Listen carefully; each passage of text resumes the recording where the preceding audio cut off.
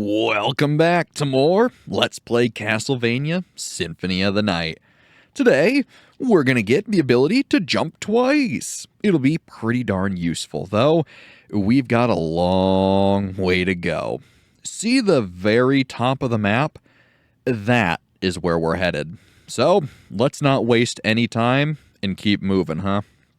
Now, you could explore some of the stuff back here right now, but trust me, there's a better time for it later on even than now. So, whoopsies, just keep progressing through the area as normal, but when you get to that giant tower-like area, make sure to take the door we didn't take earlier to progress. The nice thing is that because we're much more powerful, getting through weaker areas like this is a cinch. You really don't have to wait all that long or struggle all that much. Plus, you can get some extra items from maybe enemy drops, or even stock up on hearts, money, you name it. It's pretty useful.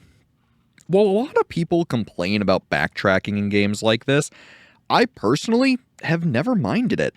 I always viewed backtracking as a way to test out all your new skills, get used to things, and maybe find some stuff you've never thought of earlier. I've never disliked backtracking for that reason. And sure, in some games, okay, it is a little excessive. But in most games, it serves a purpose. Also, wow, 109 crit. Yeah, that's showing off some enemy weaknesses. Most enemies in armor are usually pretty weak to what is blunt damage, which is what the fists do. Most swords do cutting damage, and so on and so forth. There might be a weapon that's better for a scenario than another. Although the main attack stat may say it's better, it may deal less damage than something that's effective.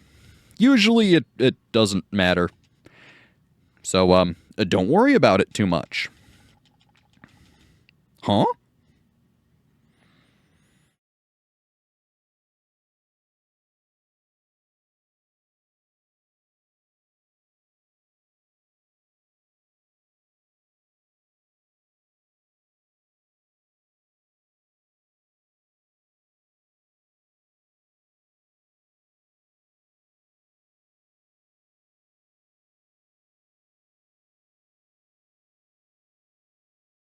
So yeah, that's a cute little nod to the fact that in every single Castlevania ever, Dracula's castle is always drastically different. They unironically explain it by it's basically a living being that does its own thing, ruled by chaos. It's honestly a fair concept, and it's kinda cool. But hey, welcome to the Royal Chapel. And a save room.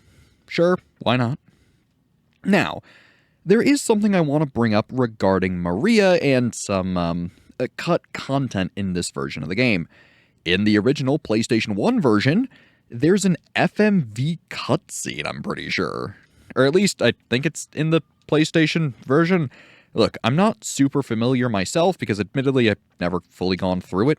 But I know that there is talk of that existing. Also, my goodness. There we go. Really, I should just stop being stingy and use our stopwatch. There we go. Makes things much easier. But not only is there the cut ending song due to copyright reasons, but they cut out the full motion video for whatever reason. At least I'm pretty sure it's an FMV cutscene. It might be something else entirely that I'm just misremembering. But point is, there's a cutscene that isn't in the game's engine that was cut. Still, it is kind of cool because I'm pretty sure I have seen it. So, point is, give it a look. It's nothing super important, but it is cool to see. Otherwise, hello, Mr. Sword. There we go. Get a nice little soul steal. Again, super useful spell that can help you out in a big pinch. Now, notably, you can't really fully explore this area right now, because, as you can see, we just can't get high enough to explore most of these rooms.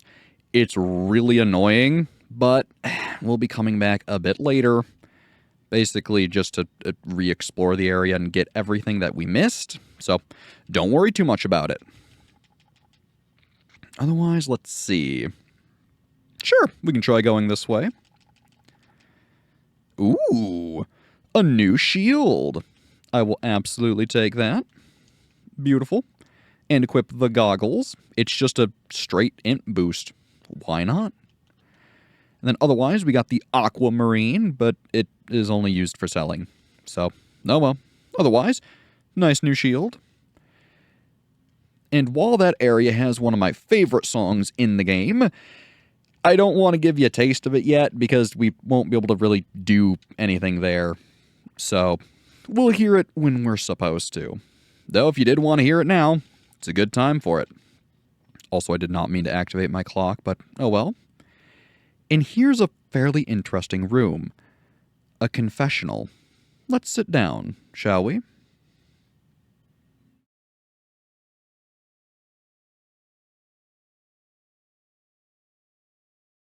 How nice, praying for us. Honestly, we appreciate it. Now, should you be the one to take the confession,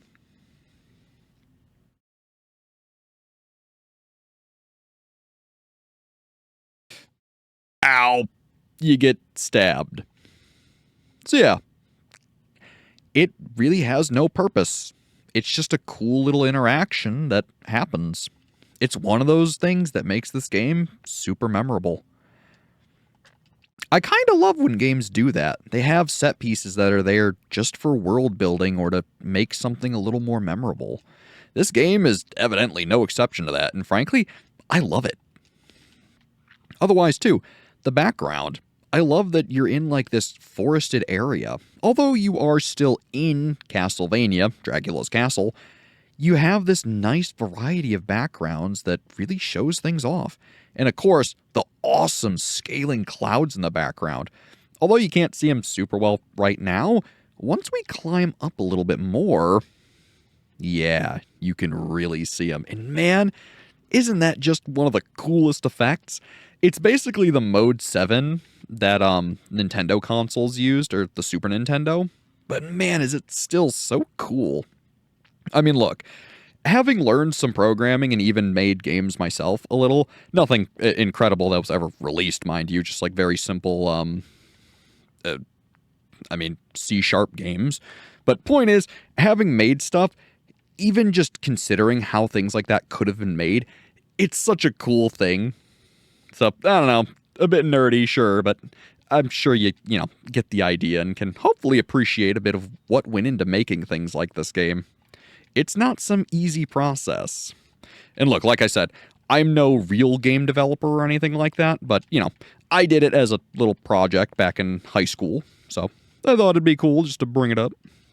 Not for my sake or anything, but one of these days I'm going to learn to not be stingy with our stopwatch and actually use it. Maybe then I wouldn't get my stories interrupted. But point is, I wanted to bring up just how cool it is to see things like the clouds and stuff move in the background. It's just a detail that didn't need to be there, but they put it there anyways. Otherwise, yeah, I wouldn't recommend trying to go this way. So, we'll be back much later for that. Otherwise, yeah, you're okay. Thank you. In classic Castlevania fashion, getting thrown around like a paper doll is, it's in just about every Castlevania. Doesn't matter what game you're playing, if it's Castlevania, you're getting thrown around whether you like it or not. I think one of the most famous examples of this is any clock tower from any of these games. And let me tell you, Symphony of the Night, no exception. It has a brutal clock tower stage. Gosh darn it, I'm trying to soul steal to get some health back. There we go. And a level to boot. Look at that. Pretty much a full heal. Soul steal is awesome. I love it. The only downside is that it does take 50 MP, which isn't really a huge downside, and it, requires a specific input. So that might be a bit tricky. Also, we got a new chest plate, the silver plate, 3 extra defense. Very nice. Defense is honestly a stat in this game that should not be underestimated. defense goes a long way. And I mean, later on, it's kind of a stat that doesn't matter too much, but early on, when you don't have a whole lot of health or weapons to get you through areas, it seriously makes a big difference. So I like to make sure early on to max out my defense as much as I can, and then later on, it doesn't matter as much. Get some money, keep getting thrown around, because why wouldn't we? Man, the game is really trying to get me to get rid of my stopwatch. I'm good. I would much rather have the ability to stop time, as many other famous vampires do. A specific one from a certain manga series you may or may not know, especially. Otherwise, grab the Zircon. Very nice. And let's see. Good, we got everything here. I'm not worrying about the areas we missed on the map there, because we're going to be coming back later. So anything that I'm not grabbing completely is stuff that generally we'll be coming back to later. For instance, on the very right of the map, I made sure to fully explore the southmost part of the map, just because we'll never need to go back there. And we have a boss!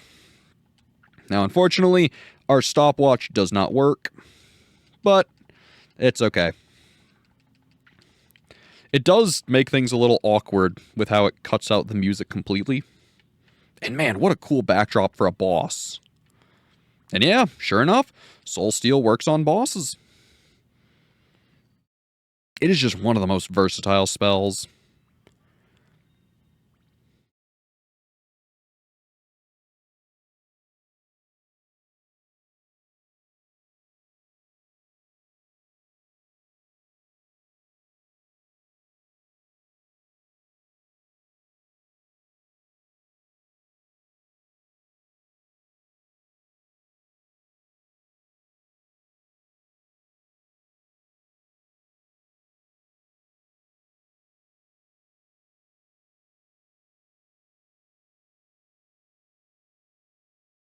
I love that in that conversation, she shows the sprite for Richter, which is from, like, you know, his era of Castlevania, and then it shows the sprite for Trevor Belmont, which is from the Nintendo era of Castlevania.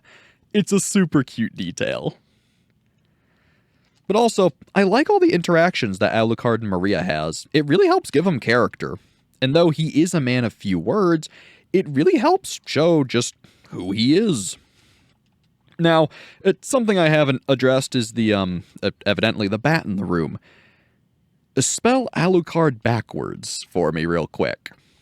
Don't have to write it down, but just, you know, mentally spell that backwards, and, when you realize, if you haven't already, well, you know, it's a cute little thing. I won't say it for folks who don't understand and realize, but it is a cute detail. Otherwise, we get the cutlass. Again, it's not a bad weapon if you didn't already have the jeweled knuckle. The jewel knuckles really invalidate 90% of the weapons you find early on in the game. So don't feel bad if you feel like you're just not using anything over them. Just turns out that Alucard can give a nasty right hook. So I let him. Otherwise, too, most of their early weapons aren't all that interesting. They're basically all just variations on swing the sword forward. They do a little more damage, have a slightly different look. It's nothing all that impressive or worthwhile. Still, I know that you might feel bad not seeing them. I mean, heck, even the new shield we have looks different, which is pretty cool. But hey, wouldn't you know, there's the item we need. So let's fight through this onslaught of enemies and get a much, much needed upgrade. There we go. Also, I don't believe I need any more hearts, so I really shouldn't be bothering with the candles, but it's just that force of habit, you know? You're so used to breaking everything, you may as well just do it on the way. And here, we have the castle keep. Some pretty awesome music, too. Now, first things first, while we normally do have our eyes on the prize, we have another teleport room. Very useful. Make sure you grab it. Because if you don't enter the teleport rooms, you can't come to them later. So make sure you discover them. Otherwise, you're going to be crying a bit not having this teleport. If you notice, we have some pretty good ones. One that brings you back basically to the beginning, one that brings you to more or less halfway through the castle, and one that brings you right to the top. It's awesome. There's going to be more to come, but those are some fairly important ones that you might miss, so make sure you don't. And I mean, look, if you're inquisitive and you check every little room and make sure you're looking at everything, you probably won't miss them at all, but who knows? Maybe something caught your eye and you just started going and oopsies, one thing led to another, you're halfway through the game and, well, you don't have that teleport room. It happens. And here we get the leap stone, which allows you to double jump.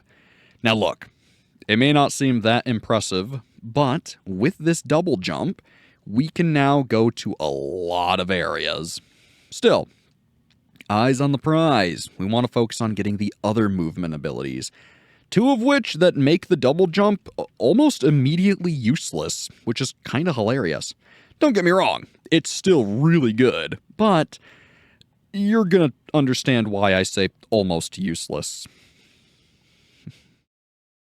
Still, being able to double jump and getting to see that awesome sprite, it's worth it. And here we get Tearfing, a cursed sword that does 0 damage. Well, what a waste. I mean, it's cool in concept, but it doesn't really do anything for you. So, we'll ignore it. And at this point, we want to go back to the library. Or at least pretty much as close to the library as we can be. Admittedly, this way might be faster. Yeah, looking at the map, this is actually faster, so scratch going to the library. This will work. Now, we're going to have to go back pretty much where we came from, but with our new goodies, we can actually explore some new rooms here. Specifically, jump down here and grab a nice heart max up. You probably could have grabbed this earlier, but I like grabbing it right now when I have the double jump, just because it feels right. And besides, there's nothing else we're really doing right now, so may as well. Otherwise, the area we actually want to go to now is that middle clock room that we saw where we met Maria. So, once we get there, we'll be able to get a whole bunch of really nice things. So, let's get moving. And man, look how powerful we are. Remember when it took us, what, 3 hits to kill those enemies? Now we just punch them once, they're done. Again, I like backtracking in games like this because it really shows you just how powerful you've become. Like, look at that. That guy was nothing. Cthulhu who? More like, who knew? I mean, look, it wasn't my best one, but you get the point. You're very powerful, and it shows. Excuse me, little ghosties. +2 for going back this way, you get the $250, which is, quite useful. If you're looking to get every single item in the game, you're going to need over $1 million. So, money is going to be extremely tight to the point where you're going to have to grind. So, make sure you're going out of your way to get some cash. Though early on, again, just focus on unlocking those movement items and go from there. That'll make your life a lot easier, trust me. Beautiful. And it's nice, too, because we have the double jump. You don't have to be quite so careful with all your platforming. Again, it really speeds things up. And I think that's part of the reason they have you go through areas like that like this so many times. It really shows off just how far you've come. Because not only are you feeling the impact on combat that you've gained, but you're feeling the traversal effects as well. Again, I think it's just a really well-made system. I mean, heck, I couldn't do any better myself, so why would I even claim to? Goodbye, Flea Man. You know, sometimes just taking the damage and moving on is the best way to do it. And now we can go up here. But if we use the clock, we can open this up. This puzzle right here, I'm going to call it a puzzle, is the reason I like having the stopwatch. And for our troubles, we get all of our old gear back. Or do we? The Alucard sword. The Alucard shield. It looks like your gear. Resists fire, lightning, ice. But it's not. Now, while it is functionally the same, its stats aren't great. Except, with all 3 pieces equipped, you get plus 30 to your luck stat. If you're trying to farm a rare item, it might be worth your time to equip all this stuff. We're not farming anything right now, nor is there anything worth farming. But later in the game, that extra 30 points of luck might seriously be useful. Also, how unlucky. The clock just changed and the statue moved back for where we need to go. Well, let's do something else in the meanwhile then. Seeing as we're just waiting anyways, may as well grab and unlock something while we're here. Now, I don't plan on exploring this, or what this unlocks right now, but may as well do it while we're here and waiting. So, if we come all the way back here, remember that blue door that we saw for the first time? That's where I'm headed. Because you can guarantee there's something useful behind it. If only we could open up this weird red floor. Oh well. Here's a hint. What we're going to do will do exactly that for us. Goodbye, Mr. Skeleton. Ha-ha! And there you go. The screen shakes a bit, and voila! Those pesky red floor tiles are now open. This unlocks that giant passage down to the bottom there. Now, I wouldn't go there now, but you certainly could. In fact, I think the game, with how it's set up, expects you to go there before you get even the leap stone. So, be a little careful. Still, you get a library card and an attack potion. Very nice.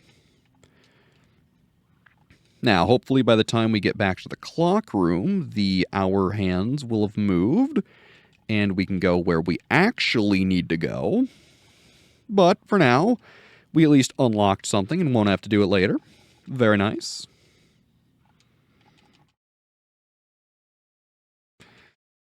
Perfect. And again, this is where actually being able to do the quick backdashing is so useful. It cuts out some of the backtracking so much. I mean, it may not look all that fancy, but I mean, look, it's helpful.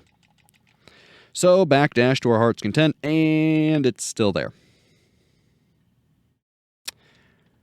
Well, darn.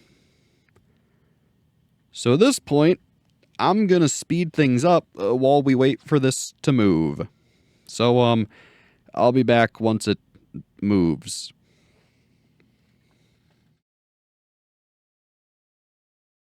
Hey, it moved. I didn't have to speed things up at all. Well, that's convenient. All right, let's keep on going and get a nice life max for our troubles. Thank you, game. I appreciate it. And enter Olrox's quarters. Honestly, pretty cool area with some pretty cool enemies and upgrades. Sorry, Mr. Skeleton, I need your money. And man, doesn't this feel like this should be a secret room? It's not, but it feels like it. All these walls look like they could be secrets. But make no mistake, they aren't. Except for this one. Sneaky, huh? Ooh, some cheese, an onyx, and the broadsword. Basically a direct upgrade to the cutlass. Again, if you didn't use the jewel knuckles. So, oopsies.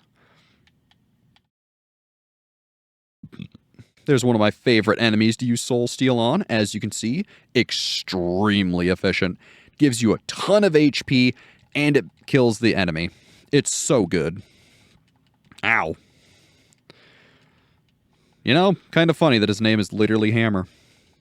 Now, remember when I said that there's not a lot of things worth farming?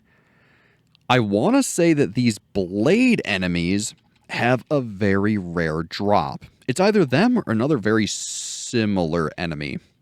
They can drop a sword called the Muramasa.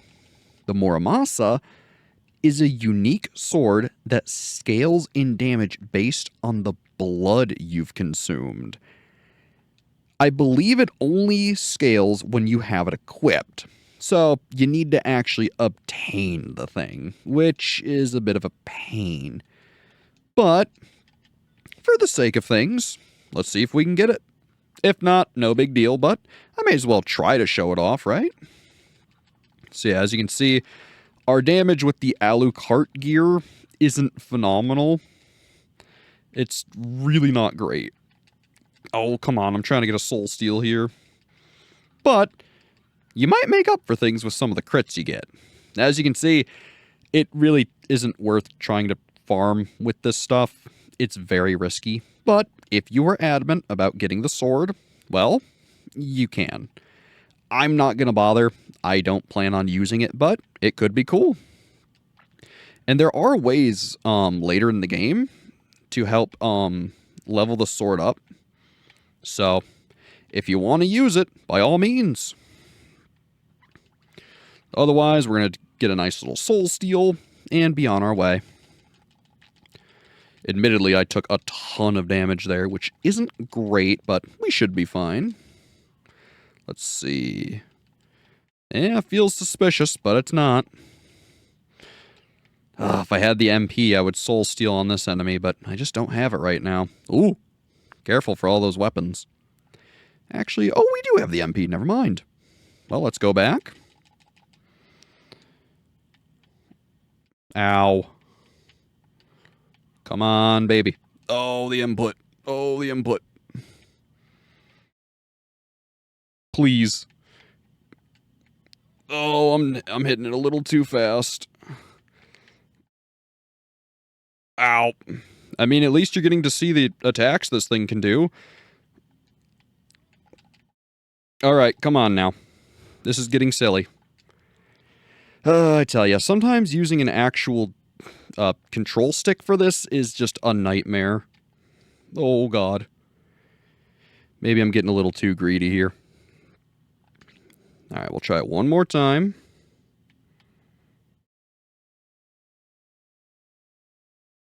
Alright. Oh, no! Well, that's what I get for being greedy.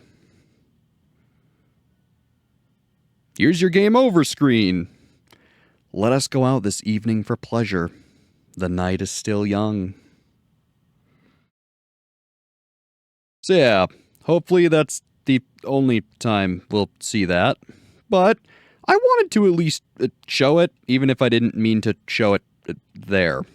So, like I said, it's back to the beginning, which is brutal. So, I'm going to go do everything we just did and meet you back where we were. So, I'll be back.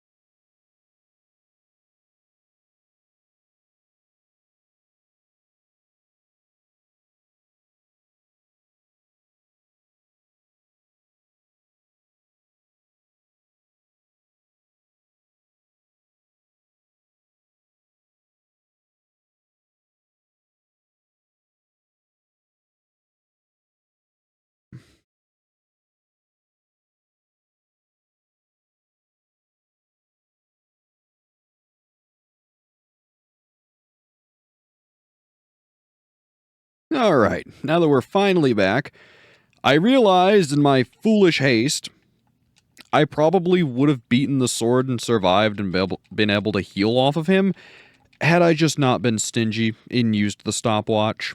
So, it's what I get for not playing how I should have. Still, welcome to one of my favorite areas of the entire game. Oh, baby. It's really great. Though, we're going to explore it next time we play Castlevania Symphony of the Night. As always, I'm Bread. Thanks for watching, and have a good one.